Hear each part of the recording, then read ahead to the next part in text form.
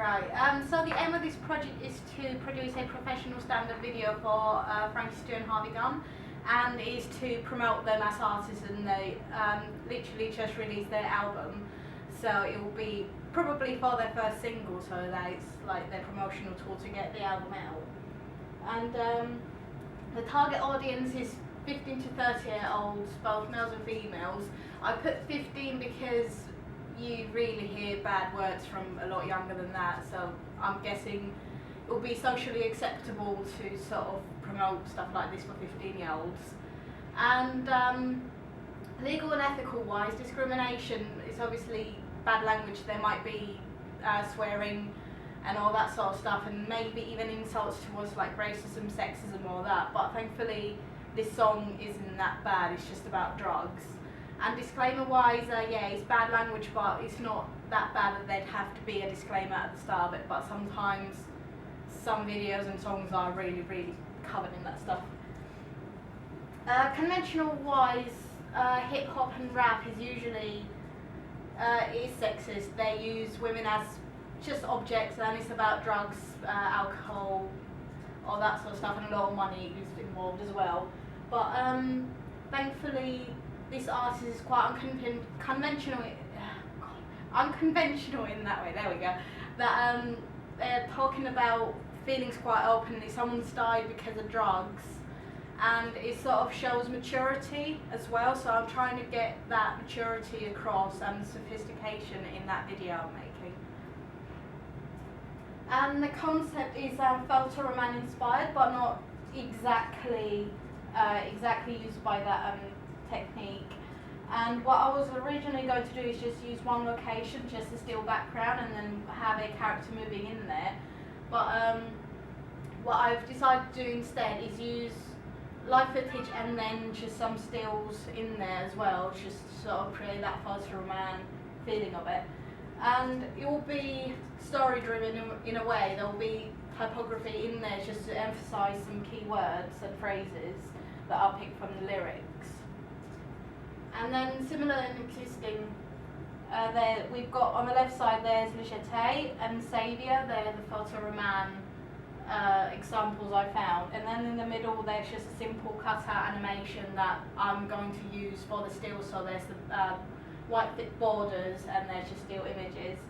And then on the right side there's Back to Me, that combines film and still photography. It's quite sophisticated and mature, and that in an ideal world would have been what I wanted to do, but unfortunately don't have the time or the equipment for something like that. And then there's Long Gone, bottom right, that actually used 45,000 still photos to create the video, and it's really, really cool.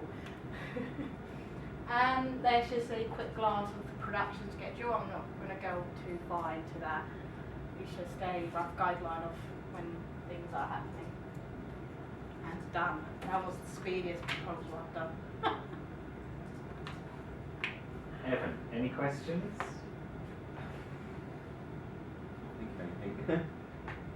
Okay. I would really like to know, I mean, you've decided on the photo roman style, a mixture of stills and video. Yeah. I really liked your awareness of how this song is not conventional. It's not conventional hip hop, is it? And there is a maturity to it. So that was really good to hear. What I didn't clearly understand was how these visuals relate to the target audience, or relate to the song. Why have you picked those methods? Well, there's no real connection to the lyrics, really. It's just something that I found that was a bit different, and I thought that it would make people more interested that way, instead of going for something like completely literal. Yeah, I mean, the photography definitely is an interesting idea.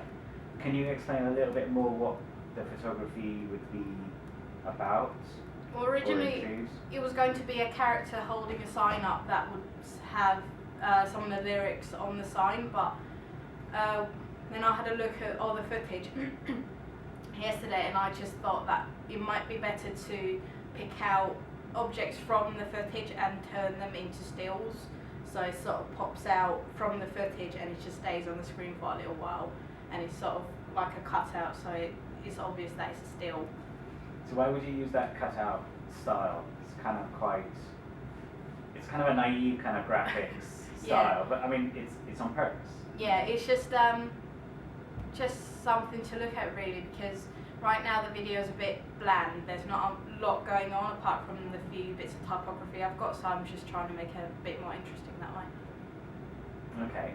And the type, any particular kind of fonts or ways they're presented that you could tell us about creating?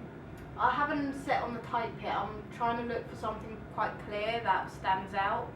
So it will be a sans serif font most likely. And how do you think that relates to the genre? Or is it worth looking at fonts that relate to the genre or not? You're trying to move absolutely away, or?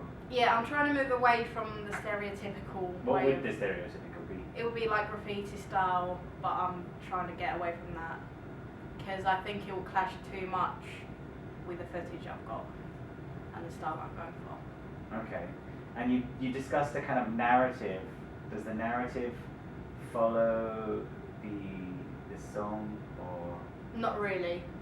It was going to with the character, but just not sure about that anymore. Okay.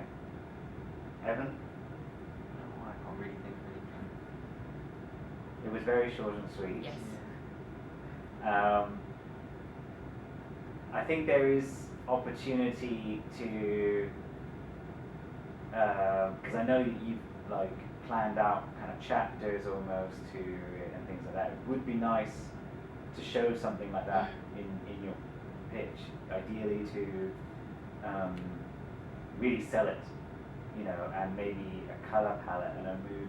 I don't know, those kind of things that if you're the client and you have no idea what you're producing, then it makes sense, kind of thing. Okay? Well done.